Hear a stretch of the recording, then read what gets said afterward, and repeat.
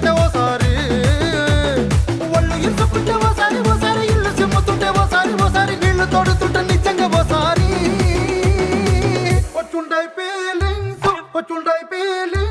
వచ్చి వచ్చి తప్పేస్తు